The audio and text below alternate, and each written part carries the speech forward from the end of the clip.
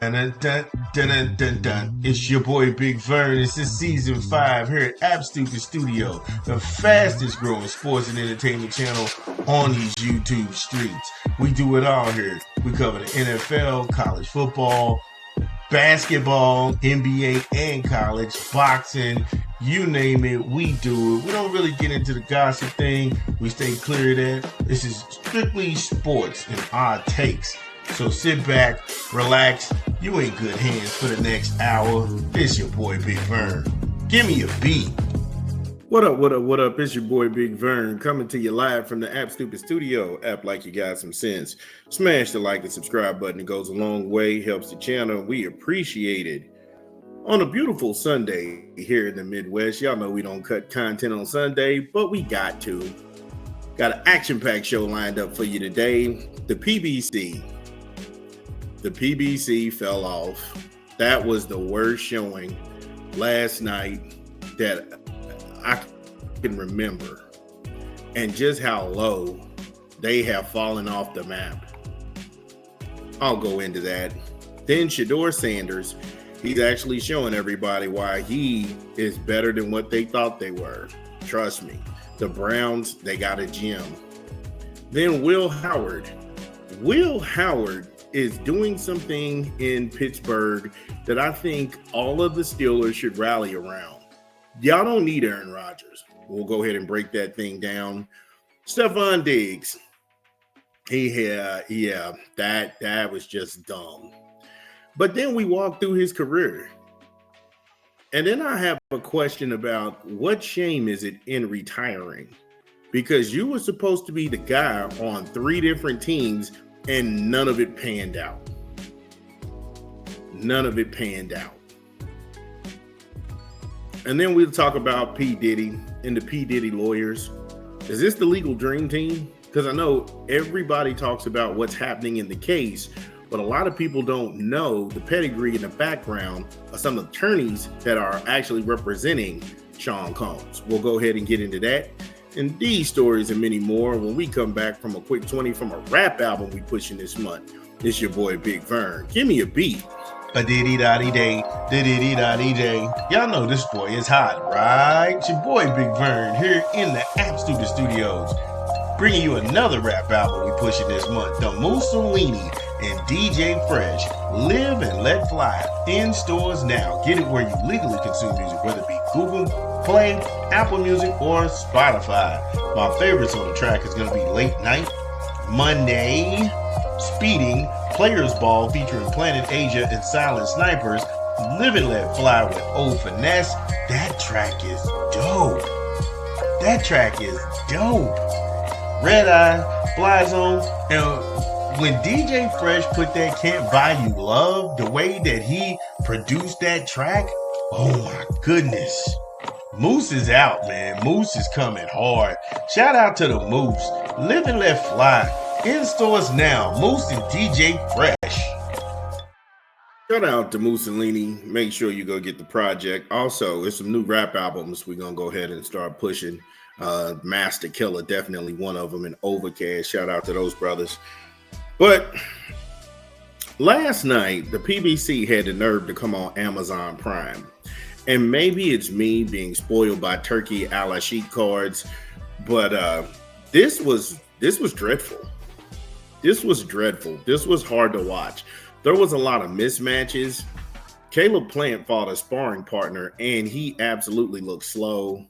And that's my favorite fighter. Nashville, y'all got nothing to hang your hat in. I'll be honest with you. I think that he needs a new trainer. If he's going to continue to box, I think he needs a new trainer. And I think he actually needs to leave the sinking ship, which is PBC. PBC is so trash right now. They only have another fight lined up, and that's Manny Pacquiao and Mario Vargas. Who cares about watching that fight? That's the only other card PBC has. They have no fall schedule. They have no summer fights lined up. And on that card, it's an oversaturation of rematches. I think I saw Tim Tszyu and Fondora too. I'm not watching that. And it's a pay-per-view of all things. And even as bad as last night's card was, Jermall Charlo is hideous. He's a famous nobody. Jermall Charlo hasn't done anything for real in boxing. The last time he fought was November of 2023. He fought the smaller man in Benavidez coming up, and he didn't stop him. He fought Juan Micas Montiel in June of 2021. And then September of 2020, he fought Sergey Derevyanchenko. He fought 4 times in 5 years. He's not worth talking about. I don't know why people still try to treat this guy like he's a big deal. He's not a pay-per-view star. Honestly, he's got the lightest resume to have 33 fights. He's got 33 fights, and the only name that I even recognized on that resume was Austin Trout. He fought a lot of guys with promise. Julian J. Rock Williams, the solo knockout shot, but everybody said he was running from him. He wasn't running from him. But then J. Rock Williams, he didn't have all of that career. Again, he was a guy with promise. And I'm not being harsh. I'm just being real. He's at 168 pounds right now. Honestly, in that division, who can he beat? He's not going to fight David Morrell. He walking around internalizing a slap from Caleb Plant. I got to get my lick back. I can whip his ass right now, mess up the bag. No, you couldn't. No, you couldn't. He fought Thomas La Mama, a.k.a. Cornflakes. Yes, I am not making that up. He fought a dude named Cornflakes. And Cornflakes, he's got the worst record of any opponent that Charlo has faced since 2015. Why did this match need to be made? And why was there so much, again, because they don't talk to black media. So it is what it is. I wouldn't sit there and entertain that bullshit either, because both of them huff and puff and nostrils flare, and y'all don't do nothing. Y'all don't do nothing. Jermall Charlo, he's not a main event. He's not even worthy. He takes too much time off. His level of opponents aren't even compelling at this point. And I'm just like, why are we watching this? Why was there even a press conference for you and Cornflakes? That's something that should have been on NBC. When people would rather watch Dateline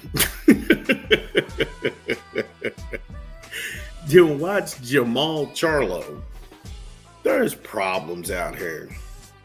All he do is cry and then link up with racists, and he throws cryptic, dumb interviews about what he's going through. And sit your dumb ass down, dude. It's called being a man. Every man has ups and downs. Oh man, we ain't allowed to cry. Who said that? Every time you see these guys, they crashing out, they crying, and they disappearing, and then they have these emotional outbursts. They remind you of a battered spouse or something.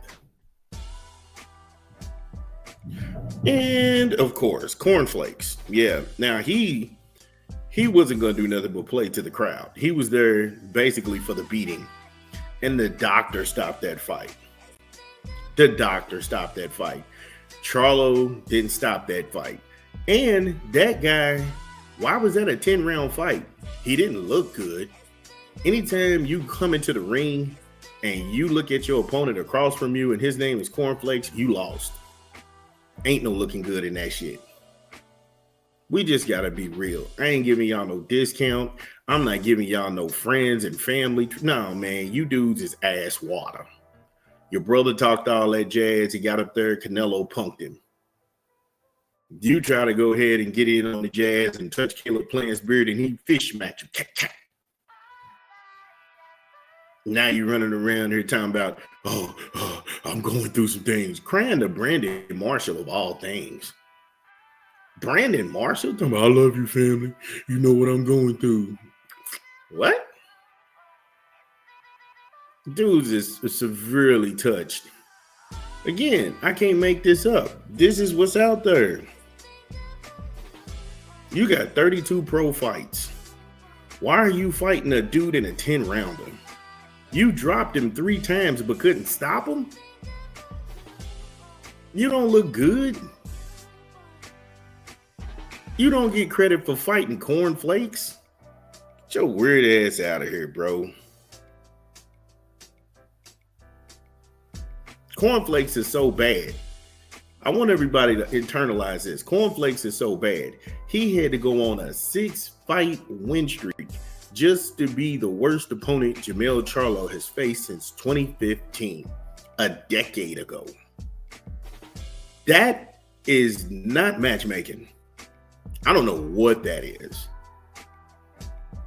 And it's just like there was no energy in the building. There was nothing that was out there. It used to be when PBC was on Showtime, the atmosphere was raucous. You had everybody out there cheering. It seemed like a big budget promotion. This looked like somebody shot it in a garage. It looked like they bribed people walking up and down the street in Las Vegas. Hey, you want to check out a fight? It's a buffet on the end of this ticket. Man, look. Who's fighting? Oh, Jermall Charlo and cornflakes. Who's cornflakes? Who's cornflakes? I'm for real. And then he was sitting there talking about, oh, I did this for the fans. What fans, bro? What fans do you have? I was just glad it was over last night. I was glad it was all over. But even more puzzling was his post-presser in the ring, because when he was asked, how did he overcome ring rust, Charlo said he was kicking it in Africa. What? And to the lead up to the fight, that's what had me questioning that and scratching my head, because the lead up to the fight, he was saying that he's all in his head and sometimes he don't even leave the mansion for days or weeks at a time. And I'm sitting there saying to myself, so when did you have time to go to Africa if you was in the middle of having a mental depression? Did you provide some dates? Yeah, I went to Ghana. Shout out to the president of Ghana, whoever he may be. Get your weird ass down, bro. Trying to act like you staying on code. And then he ditched Ronnie Shields.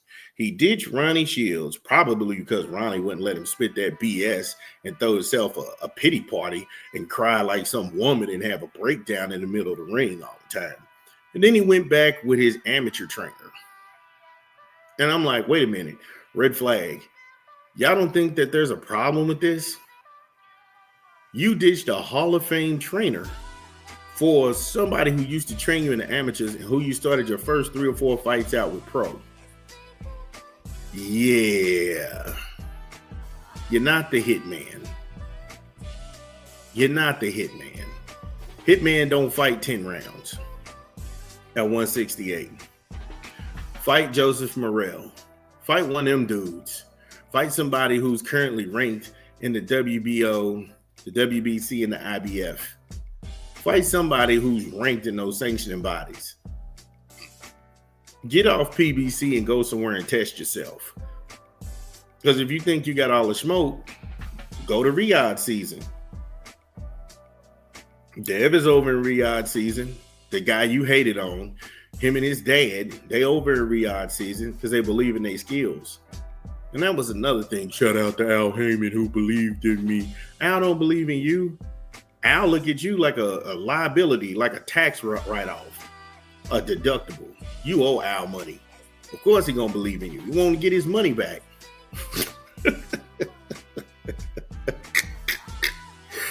This was trash. This was trash incarnate last night. Thank God I didn't go ahead and invest any real time into this, because I was like, wait a minute, I can watch that on a replay. I'll watch my beloved Pacers. And yes, we are going to the NBA Finals, but we'll talk about that another time. But as for this clown and this joke and living, breathing cartoon of a human being walking around, Lions only. I'm going to be active. I swear, I got to thank God. For what? Thank God that you breathing. Thank God you got your health. Thank God you got your family around you. Don't thank God for fighting cornflakes. Cornflakes was not a threat. You was never in trouble at any time in that fight. Every punch you threw in that fight with cornflakes should have connected. The fact that he was slipping some of your punches and ducking under your punches and then playing it up to the crowd. Come on, dog. Don't sit up here and say, I kept him up. I had to prop him up to make him look good. I needed the rounds. Then get a better sparring partner. Don't try and pass this off as entertainment. And I'll close with this. Beforehand, when they said that the PBC struck a deal with Amazon Prime and Amazon Prime was going to get all of these fights, I can't tell you 7 Amazon Prime cards that they gave away that was really legit. How good was this deal? You only have 2 fights set up for the entire summer and leading into the fall. There's not a fall schedule. There's not a fall fight schedule. After the free stuff last night, the only thing that you have is a pay-per-view of old, dusty, crusty Manny Pacquiao.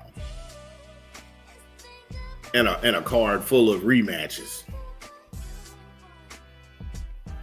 Is it worth coming back? Just say PBC went out of business. Just say they went out of business and that's it. Because this was terrible. The scheduling's bad. Last night's fights was disgusting. It was an utter waste of time. I don't even know how you defend this. But if you can, you know the drill. Get in the comments. It's your boy Big Vern. Again, if you are listening to this pod, get in the comments. Let us know, did we get it right? What did we leave out? This is Big Vern. We talk back. We'll be back. Top of the hour. This is your boy Big Vern at App Stupid.